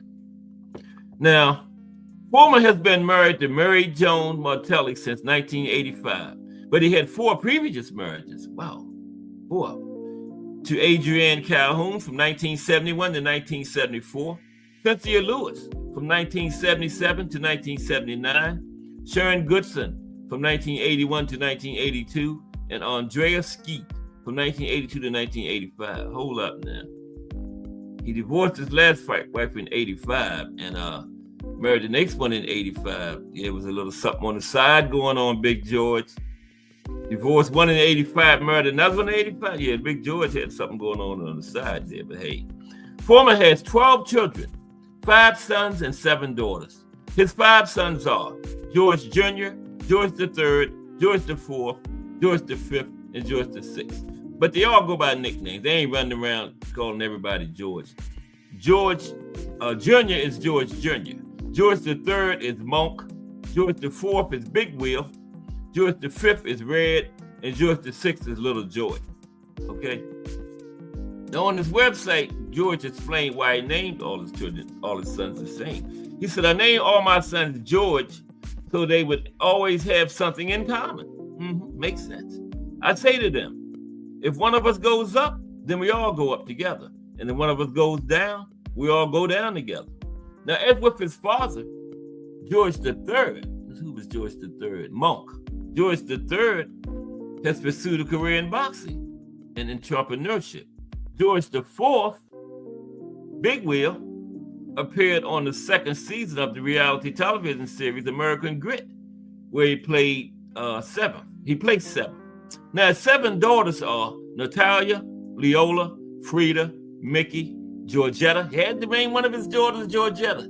Just had to do it, didn't you, George? Georgetta, Isabella, and Courtney. Now, Natalia and Leola are from his marriage to Mary Joan Martelli. His daughters from separate relationships were Frida, Mickey, and Georgetta. He adopted a daughter, Isabella Brandy, in 2009, and he adopted another daughter, Courtney, in 2012. And his daughter, Frida, had a 5-1 record as a professional boxer, right? She retired in 2001, and she died in 2019 at age 42 in an apparent suicide. His daughter, Isabella Freedom, lives in Sweden, where she has blogged since 2010 under the name of Bella Nutella, right? And in favor of Foreman's patriotism and community service, the American Legion honors him with his James V. Day Good Guy Award during his 95th National Convention. Yeah. Okay, one more thing. We got to talk about this George Foreman grill. Come on, man. We can't end it up without talking about the grill. There we go. The George Foreman grill. Couldn't end without talking about the George Foreman grill. Y'all know that, man. The George Foreman grill. Okay. Where was it? There we go. When Foreman came back from retirement the first time, he argued that his success was due to his healthy eating. He was approached by Salton Incorporation, which was looking for a spokesperson for its fat-reducing grill. That's Salton Incorporation, right? Bear with me for a second. Get out of here. Salton. This is a company that put his name on the Foreman grill. There it is. Salton Incorporation. Okay? Yeah. He was approached by Salton Incorporation, which was looking for a spokesperson for its fat-reducing grill. As of 2009, the George Foreman grill has sold over 100 million units, man. 100 million. Wow. And although Foreman has never confirmed exactly how much he has earned from the endorsement, Salton paid him $138 million in 1999 for the right to use his name. That's just for the right to his name. That's not what he made off of the 100 million sales. And it said he was paid about 40% of the profits on each grill sold, earning him $4.5 million. Check this out. Not a year. $4.5 million a month. That George Foreman grill was lucrative for him, man. He got paid $130 million, $8 million up front just to use his name, and then $4.5 million a month, right? Woo! And estimated total of over $200 million just from the endorsements, and that was just through 2011. Substantially more than he earned as a boxer. And there you have it. The life and career of Big George Foreman. Hope y'all enjoyed it, man. That was one of my better profiles there, I must say. And we're Monday. Don't forget Monday, man. We got a big fantasy matchups Monday. It's not going to be one fighter this time. It's going to be 15 fighters, active fighters from today, going up against 15 former fighters. Here are a preview of some of the matchups. Got like all 15 of them set up. Haven't done them yet. Okay. Damn, where did I put it at? Man, please tell me I'm going to find it. Oh, here we go. Here are some of the matchups for Monday's fantasy matchups Monday. 15 fighters that fights, active fighters fight now against 15 former fighters. Roy Jones Jr. versus Canelo Alvarez. Salvador Sanchez versus Naoya Inoue. Ernie Shavers versus Deontay Wilder. Michael Spinks versus Dimitri Bivol. Thomas the Hitman Hearns versus Triple G. Oscar De La Hoya versus Ryan Garcia.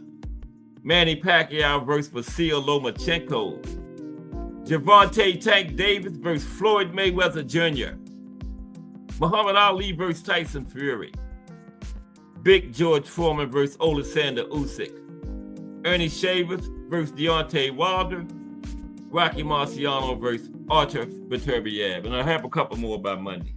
So don't miss that one. That is going to be good. All those fighters going at it, prime versus prime. Okay? So, yeah, that's Monday. Fantasy matchups Monday. I wouldn't miss that if I was y'all. I'm going to be here. I know that. I ain't going to miss that. And brought to you by Cash Sports Promotions. Okay? Cash Sports Promotions. But everybody had a nice Thanksgiving, I hope, and everybody have a great Thanksgiving weekend. Just Do Boxing is coming up next in these JBT streets. I appreciate everybody for spending a little part of your day with me. I hope that it made your day a little bit better. Give me for me. I gotta see who next week is. Profile for next week. I always do that, man. Book way over here. Don't leave it. Y'all want to know who next week is, right? Okay. Oh, man. That's what you get when you rush. I pulled one book off the shelf and pulled like 10 books down with it. Damn. I gotta get that up. This cat might do it. She's gonna say, you knocked it down, you get it up. Next week, profile is the life and career of Alexis Arguello. Next Friday. The life and career of Alexis Arguello. Okay. Now it's about time for me to get up out of here. It's almost time for Just Do. Couldn't get the panel today, brought it to the door. Yeah, I knew Big George was a long one. But yeah, I really enjoyed that because I told you that's the era I came into boxing, and I really could have did that one from memory. A lot of personal input to it, but appreciate everybody. And you don't miss Fantasy Matchups Monday next week. It's going to be a good one. Probably get a 10,000 views on that one. But anybody not subscribe, like and subscribe, please. And we're trying to get up to 1,000. I like 870 something like that, 860 something. But we're gonna get there. Rome wasn't built in a day, but it was built. But I haven't seen that Big George movie yet. Two people have asked me that this week. Appreciate you, Jarrell Hattie. Hope you enjoyed the show, man. Yeah, Tank against Floyd. I know who Jarrell Hattie got. Donnie Williams in the building. I didn't know you was in here, Donnie. I bet who you got, Jarrell, Tank, and Floyd. Jarrell Hattie got Floyd. Now you know better than that. He got Tank. Jarrell, like me, we got Tank against King Kong and Godzilla in the same night. Okay. But I really appreciate y'all, man. Sorry we didn't get no link time today. But yeah, Big George was a long one.